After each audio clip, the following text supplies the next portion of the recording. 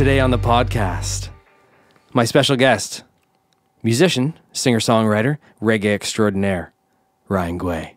Hey. Ryan, how you doing? I'm doing well. How are you? Good, brother. Thanks so much for coming on and doing the podcast. I appreciate it. Thanks so much for having me. It's been a little while. It has been. It's been a little too long, I think. I think too long. Actually, a lot too long. Yeah, for sure. I'm glad that we could do it in this setting, though. Oh, no. The reunion. Let's talk. I want to talk your band Street Pharmacy. I want to talk from the beginning. How did you guys get your start? When I was 19 years old, my brain swelled from the chicken pox, and I was misdiagnosed with a plethora of mental illnesses, such as schizophrenia, which was scary. I was given a bunch of antipsychotic and mood stabilizer drugs that I didn't really need. And after 5 months of being in and out of mental hospitals and psych wards all over Southern Ontario, somebody at the Hamilton Mood Disorder Clinic brought up the idea that maybe the chicken pox had caused some sort of physical problem with my brain. And sure enough, it was true. My dad took me to get an MRI in the States.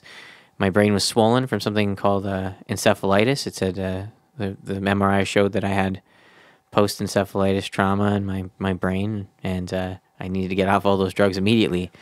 But while I was going through that, something changed in my chemistry, my brain chemistry. I could hear the whole band in my head for the first time. I was always a musician, but I could hear the separation of instrumentation very clearly, and maybe it was divine inspiration in a way that I had something to write about.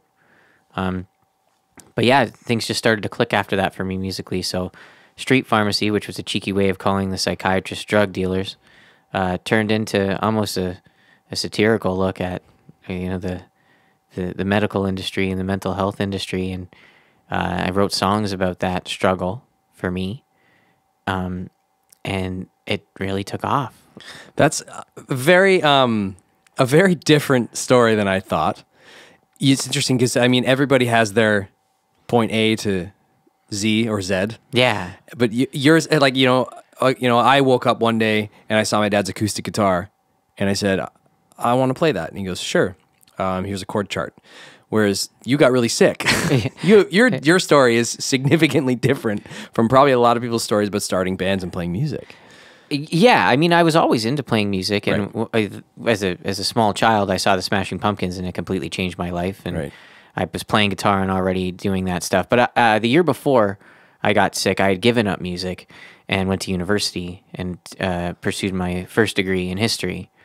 And I was like, just why? Why would I do this to myself? It was always seemed like a dead end in high school. I couldn't find anybody to play with, and I don't know, maybe it was the universe just trying to pull me back from making I think probably the worst mistake of my life was to quit in that 1 year that I did. So, it is a weird story, but it definitely changed me. I mean, I don't even see colors the same anymore. I have a weird different color spectrum. I hear notes differently than I did before. I don't see colors like normal people. I think we've had this conversation before in the past where, I'm color deficient. Red and yellow and green sort of all blend together as one. And since I have a vantage point from before I was 19 years old and before I got sick, I understand what they are, but I struggle with seeing them now in the real world. But through music, especially when I'm writing a song, I can see the color in my head. So if I'm writing the key of A major, for example, and I'm using a chord progression that's like a 1-4-5 or something like that, I can see the color red. I can feel the color red. A red song is a song in A major, if that makes any sense. Wow. It doesn't make sense to me in that sense because I don't see that. Yeah. But it does make sense that you're saying that these things, they show themselves when you're doing something that you really enjoy and something you love. Yeah, I think that's really interesting. Yeah, I think that whole period was a bunch of lemons, and I had to make lemonade, colorblind lemonade. Yeah. And it worked out, I guess. That should be a name of an album. Yeah, colorblind lemonade. I like it. Why? Okay, so why reggae? What was the thing about reggae music? Well, because you are one of the best at it, especially in Canada. Oh, thank you. You also have one of the best for everyone out there, viewers and listeners. Ryan Guay has got one of the best best clean guitar tones Oh, thank you. I have ever heard in my life. Thank you.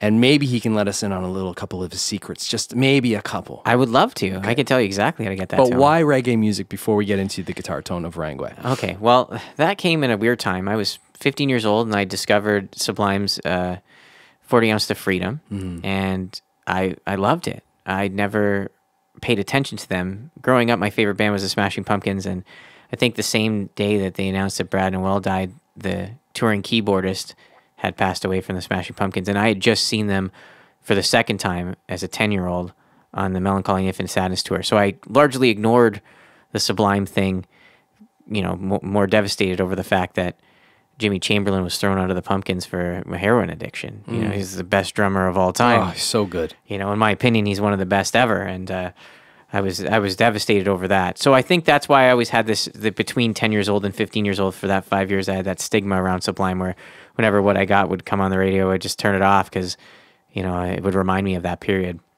But I was 15 years old, and there was the 40 Ounce to Freedom record playing at a house party, and How fitting. it was the perfect. You mean a house party was playing Sublime? Yeah, Like, it's so funny. It's totally. And there was lots of, of course it was. There was lots of pot around and all that stuff. And course. I was never really into that scene in high school more than other people. You know, I did the average participant, but you know, after I turned 19, I never touched it again, sort of thing. So, but yeah, I got into that world of listening to lyrical content that was so personal and not shrouded in this alt rock tradition of ambiguity. Right. Okay. Wow. And it was Brad Noel's, I think it's just his lyrical flow and assault, is clear, unabashed love for hip hop and reggae put together that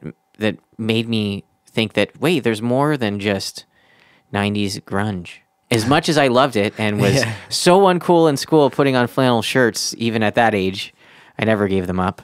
But uncool? I don't know, man. I feel the timing was okay. Or I guess you're a little bit younger, so you might have. Yeah, I went to high school, and grade 9 was the year 2000, and Limp Bizkit was the biggest thing in the world, and I hated Limp Bizkit. The red hat, full back hats and backwards, and I noticed now. Did it all for the nookie. Yeah, the nookie. Yeah. They, you know, so you can take that cookie.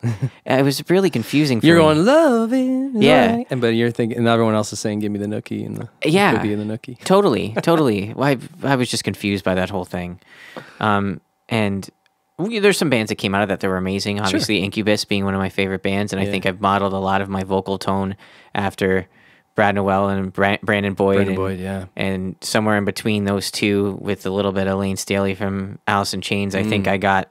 You do. Me. You definitely do. For everyone out there, obviously you should be checking out the Street Pharmacy records. But that album, Divorce, has a lot of colors on it and a lot of like colorful songs and styles and of vocalists you were just referring to. So that's super cool, man. Yeah. Well, you can't get away from it. It is the core of my existence. Stems in Seattle. Yeah. Like Seattle would be the equivalent to my Mecca. Yeah. If I was a Muslim going to Mecca, Seattle is the equivalent of me making the pilgrimage, and I was fortunate enough to make it this year, although only for a couple minutes, but still, one day I'll get there. But yeah, that's sort of how I got into reggae, and then from there, I discovered older reggae artists and reggae rock artists.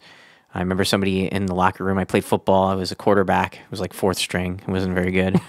I never played football at all, so don't worry, man. I'm with you. No, I played on the team, and somebody played the Pepper record, Kona Town. And I was like, what's that? Is that Sublime? And they're like, no, that's not Sublime. I'm like, well, if that band can sound like Sublime, I can sound like Sublime too, And that's where it came from, I guess. Nice. And it's just right from there. And then, I don't know, once you get into Sublime, though, it opens a whole new world to you. And that's what happened to me. I fell into old school 90s golden age alternative hip hop as a result of Brad Noel blending those tones together. I would have never known who KRS-One was.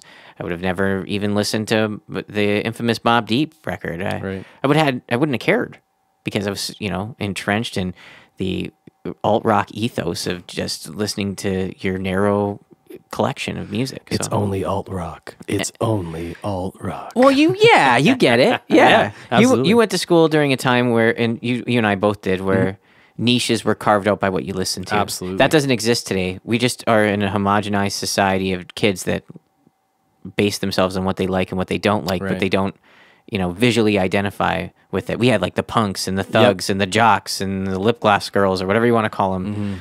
They don't have that.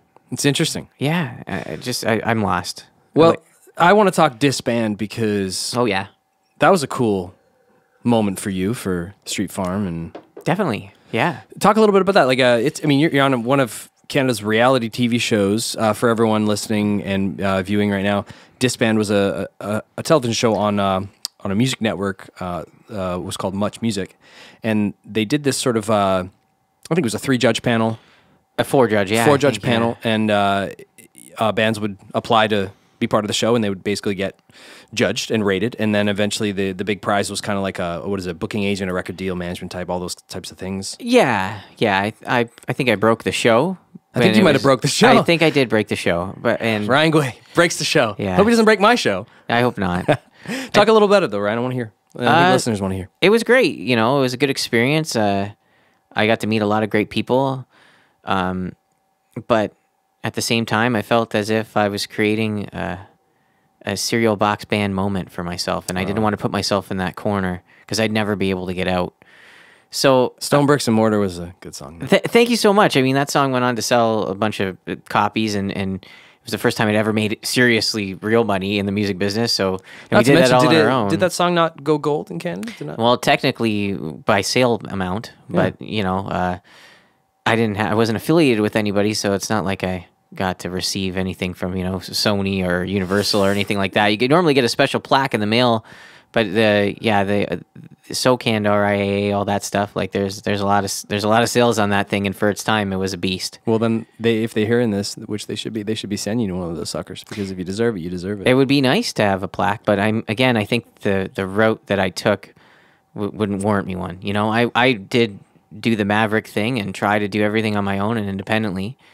And I don't know if anybody's left from Disband, but I got to think I'm one of the only ones left from that TV show. Maybe there's a couple more. Like still going? Still playing, yeah. Still making records. Yeah, I don't know, to be honest with you, Ryan. That's a good question. That's a question I'm going to throw, actually, anyone in the comment section after they watch this episode, or anyone wants to send a tweet at me or whatever. I'd be curious to hear if there's some bands still going. Yeah, I would think that maybe we might be the only. I don't want to say it, but I'm pretty sure Street Farm might be the only one that survived that whole experience and still going today. So, but I mean, it was a good experience. It had its downside, but it taught me what I needed to do to be successful and on my own. And Canada's such a small market too. Totally. It really shows you the true colors of Canada when you do a show like that. I remember when my old band had toured with the band The Stereos, and we got to see them, just explode. And luckily, they were kind enough to take my band, The Artist Life, on tour at the time. And I got to see the Canadian music industry for a whole different light, and it was very interesting, man. Yeah, they have a platinum single, I think. Yeah, theirs is certified platinum for sure. Yeah, right. Yeah, that band exploded, and all great guys, and again, very kind that they brought our band at the time. We were sharing management at the time, and it was just a cool moment to be around, and it was just so, that show was very interesting. Disband. It was Greg Norrie was one of the producers on it. And did you got to work with Greg, right? Yeah, I got to work with Greg on an artistic level, a little bit on the business level. I like Greg. I mean, I like guy.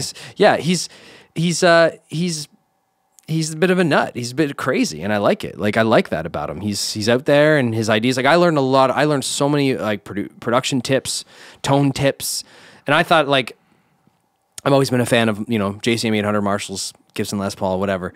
But Norrie had a way of kind of flipping and adding a little extra to get an even better tone. And I've even learned from those days of working with him, little tricks, and I liked that about him. I definitely learned a lot from him too in the technical regard.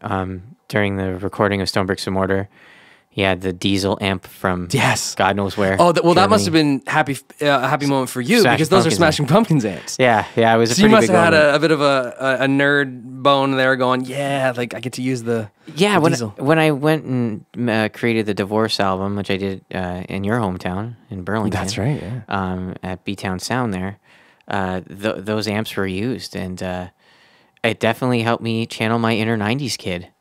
But yeah, he showed me a Fender Bassman amp for the first time with that head and cab he had, and you know, I had a pretty good clean tone to begin with. I have a Roland JC 120. And You have the best clean tone. Oh, thank you. Stop being so modest. Thank you. The best clean Thank tone. you.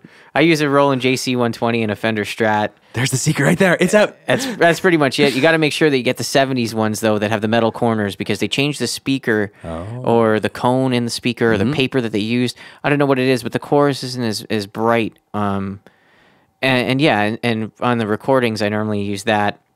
And it's a Fender twin reverb, silver face twin reverb for left and right, and that's how you get the chunky, little bit broken up, crunched clean tone. Nice. From the Fender, and then from the JC you get a sparkle chorusy tone. So yeah, I don't know, but Greg and I were able to geek out over that kind of stuff, gear stuff. Yeah, he's a really nice guy, and I'm grateful for his expertise on that single in particular. He did a wonderful job. Yeah. Well, I want to talk songwriting because Ryan, you are a very good songwriter. Oh, thank you. I don't know if that's true, but thank you. What are some of do you have any go-to sort of like methodical teachings of when you're writing a song, or is it always different? Like, is there ever a moment where do you have, do you come with the chorus, or do you know what I mean? Like, is there any sort of flow, or is it always different? I think you become a student of songcraft, and you learn every aspect of it to the point where once you enter at whatever point you choose to enter in, whether it's lyrics, melody, chord progression, it will unfold differently at any time, every time almost, right? But I always try to keep a couple principles the same. You know, the song is the most important part. You know, the actual melody and lyrics are the most important. Melody in particular. Melody is king. If you don't have a good melody in your chorus, you probably don't have a good song. Not to say that, everybody's opinion is different and subjective, but I always try to write a song with a phrase that's memorable in it, that has a quality melody of some sort, that's relatable to what you're feeling. This is another belief I have about songwriting. If you write songs from a soulless point of view, I mean, I don't mean it in a negative way, but I guess I do, where you're, I've gotten in this trap, I know many of us have, where you're commissioned to write things and you can't channel the zeitgeist of what's happening around you or what you've experienced in your life. The song will fall dead. And there's a magic that goes along with writing a song. It's like pulling it out of the air. It's your job is to be the vessel that it's captured in and then portrayed to the world through, right? And if you don't have that experience in capturing that magic, then your song is not going to be relatable to anybody, because you're literally taking a moment, taking an idea, taking chords, taking melody, taking meaning, and packaging it sonically so that people that don't have the magic can experience that magic through you. You're like a I don't even know what to call it, I guess. A vessel? You're like, I guess there's a better word for it. You're like the go-between. I think vessel's better than go-between. I don't know. Vessel, you could say vessel, but like there's just, I don't know. You're like the translator. Okay, yeah, there you go. You're translating a world Yeah, that you makes understand sense. that you hear. Yeah. And you're opening it up, unpackaging it in a way that people can understand. Exactly. Yeah, like musical people are sort of like Harry Potter world. Okay, let's just talk about Harry Potter. Never seen a single movie, by the way. Okay, well, I don't want to spoil it for you. But You can spoil it all you want. I'm never going to watch them. they're fantastic. They are fantastic. Their books are fantastic. Their movies And are so good I've too. heard. And so I've heard. They're Yes. yeah. She's just unreal. Anyway, so you're either born with magic or you're not born with magic, and so the Muggle people, they're called Muggles. They're in Harry Potter. They're not magical, but they can still experience magic. They might not understand it, but they still experience it, and they can still enjoy magic to a certain degree if they have knowledge of the magical world, even if they don't. And I feel like it's the same thing with music. You can become a good musician, but you have to be born with a genetic predisposition to understand how the frequencies move into the air and work and make you feel things.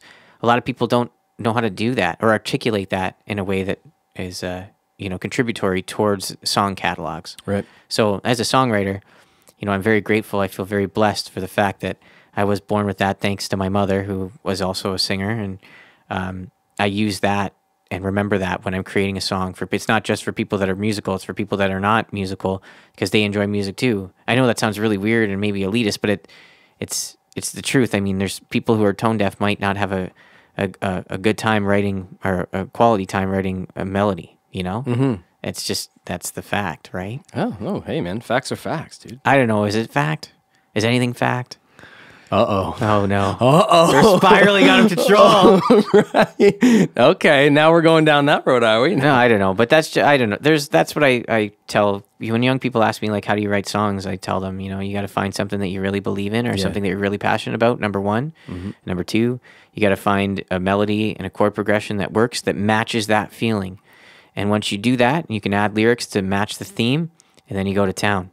And don't let anybody tell you it's bad or good, because the only person that matters is you at the end of the day. And if you're lucky enough to have people like your music and propel you into the future of, you know, having a career in it, then good for you. If not, it doesn't matter. Keep doing it, because the commercial stuff doesn't matter. If it's in you, it's in you. You do it. You do it. You hear that? Ryan, that's inspirational. I try. I like that. Thank you. That must be part of the English teacher in you. Yeah. Which you are, by the way, people listening, people watching. Yeah, I This gentleman here is also a teacher. Yeah, I teach high school history, geography, music, English, religion, and social science. Amazing. Yeah. And you enjoy that. I mean, tell us a little bit of a day in the life of Ryan teaching. Oh, well. I guess does it change depending on the school, depending on the students, I guess, right? Definitely. You know, as a supply teacher, I've been lucky that I can take the time off that I need to do music, because you don't have to go and plan every day. Right. But there's been periods in time where I've worked a full semester, and typically the day, you know, goes, you teach your 3 periods, you have lunch, you get an on-call sometimes. But the real fun and magic happens in the extracurricular activities after school. I used to run a music club where I would teach kids about the music industry. I called it the Music Industry Arts Club. My old high school, it's called Notre Dame in Welland. And it was successful to the point where the students that recorded the songs and learned how to do it themselves through the club raised $1,000 from digital downloads and royalties. And were able to create a scholarship in the name of the club to give money and bursaries to students that were interested in pursuing music in the post-secondary world. Giving back. Well, attempting to. Yeah. Yeah, they did the work. I just gave them the knowledge. So, but I mean, you were maybe pivotal in the fact that getting it going and starting it up, and then providing that's cool, man. Giving back. I love that.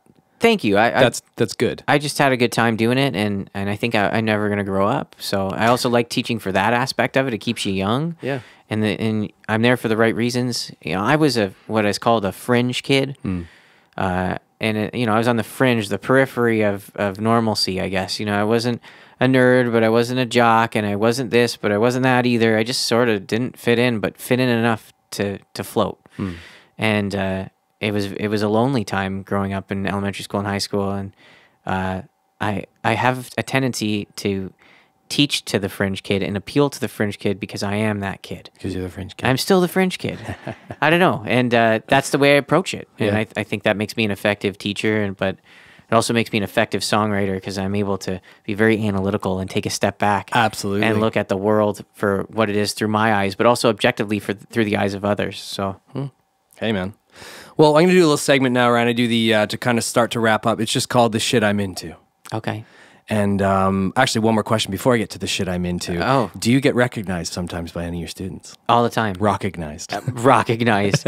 Sometimes? Yeah. Yeah, all the time. All the time. Now, a little less, I think, just because of where my career's gone. I'm more of a songwriter than I'm still on tour and still releasing records.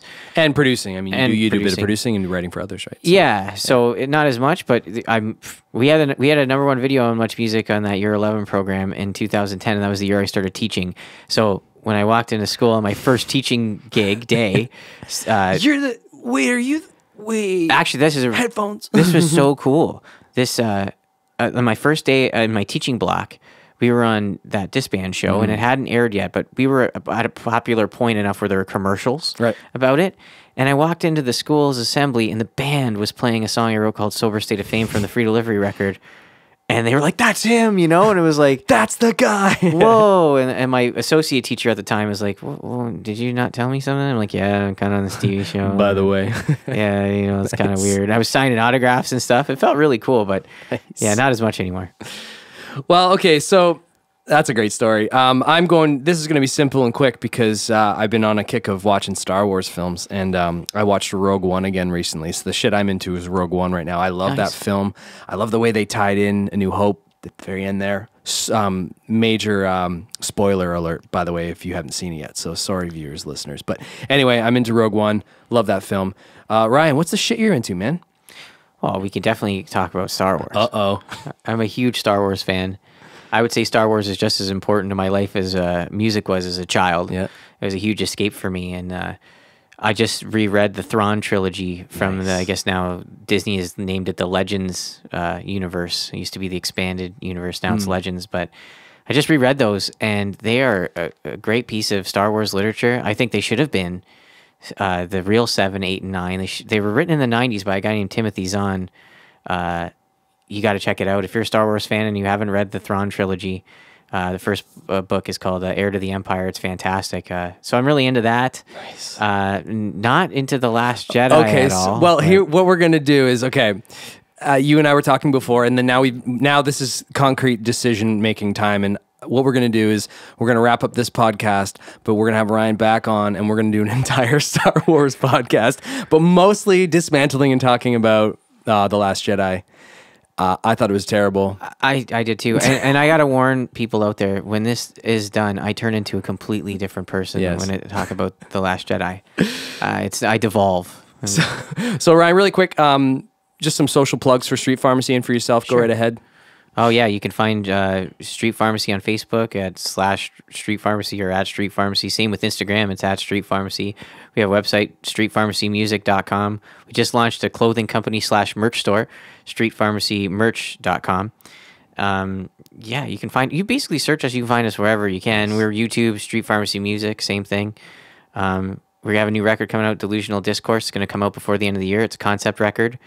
Something so rare in this day and age, in the age of singles. Nice. You know? But yeah, that's pretty much where you can find me. I don't know if there's anywhere else, but if you Google, I call it summoning the Oracle. If you summon the Oracle, you can find Street Farm. Awesome. Ryan Guay, thanks so much for being on the podcast, man. Appreciate it. Hey, thank you, Ian. Awesome. Next time, Star Wars. Oh, yeah.